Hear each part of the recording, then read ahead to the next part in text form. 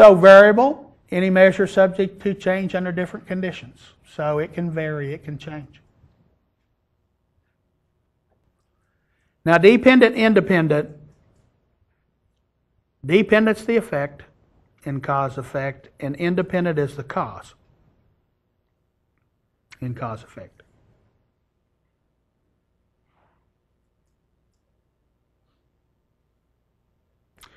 Dependent is what we measure.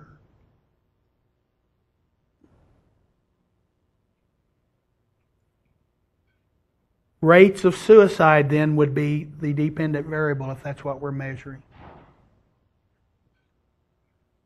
Variable in a causal relationship subject to the influence of another variable. Now we call this the independent variable, and there are several ways to think about this. Some people like to think about it as this variable's in the pocket of the experimenter. That's why it's independent. And the experimenter shows it only to people they want to see it. That would be your experimental group. So the experimental group is going to be shown the independent variable. And we're actually going to create another group called a control group. And we're not going to show them the independent variable. Now, have I got you confused yet? All right, let's take Prozac. We want to do a study on Prozac. Now, dependent variable would be level of depression.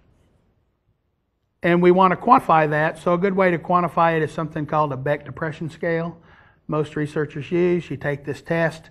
It gives you a score from 0 to about 38. The higher the score, the more depressed you are.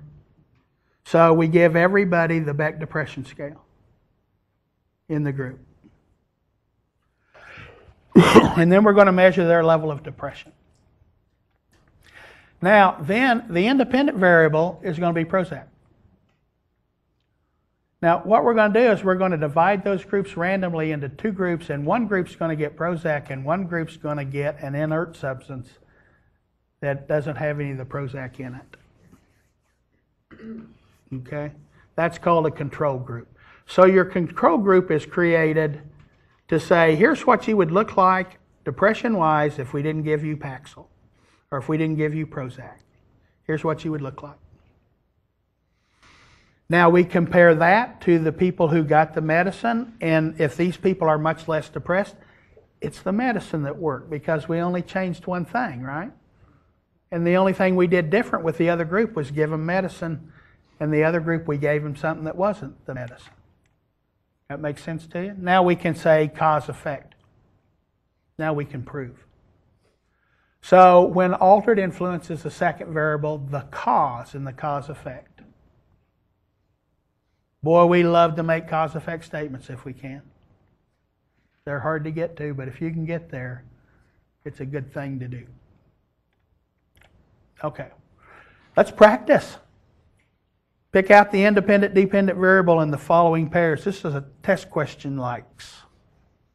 Ban on assault weapon, use of weapons in a crime. What are we going to measure? Use of weapons in a crime. So if we're going to measure that, what would that make that? Dependent variable. Ban on assault weapons was actually done. It was a law passed by Bill Clinton to get rid of some street sweeper kind of guns at the time. And it actually lowered weapons used in a crime. So, degree of integration of society, likelihood of suicide. Degree of integration is what? Independent. Independent. This is Durkheim.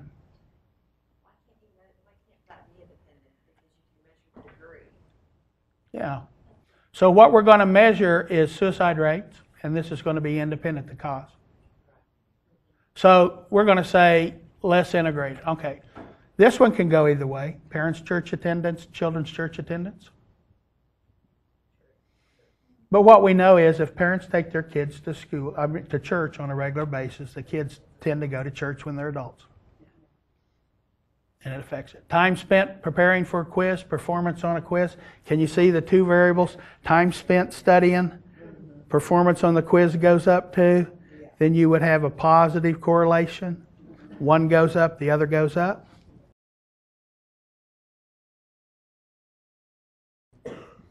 A negative, one would go up. So a negative on this would be time spent partying before a quiz. Performance on a quiz. Time spent partying, performance would be a negative correlation, an inverse correlation. Parents' income, likelihood of enrolling in college. And parents' income, we know that kids from wealthier families go to college at much higher rates. Okay. This making sense? So, correlation, relationship between two variables where change in one coincides with a change in the other. You can't make cause-effect statements from a correlation. Max Weber says we also need to be neutral when we do research, value neutral. Drop your personal value system. Observe from a neutral place. Now you guys know what value means? It means something you consider good or bad. You value it, you consider it good. You don't like it, it's bad, you devalue it. Now there is no way to be totally neutral. Do you guys agree? I mean, just think about it. If you're going to do research on something, you're interested in it, just by being interested in it, you're not neutral. So what we have to do is realize that we're going to introduce bias. We're not going to be totally neutral, but we can try to be as neutral as we can. And we can watch ourselves and have others watch us. One thing I do is I never run my own data when I get a research done. I hire somebody else to run it, crunch the numbers for me. That way you don't cheat. And you'll tend to fudge. Okay?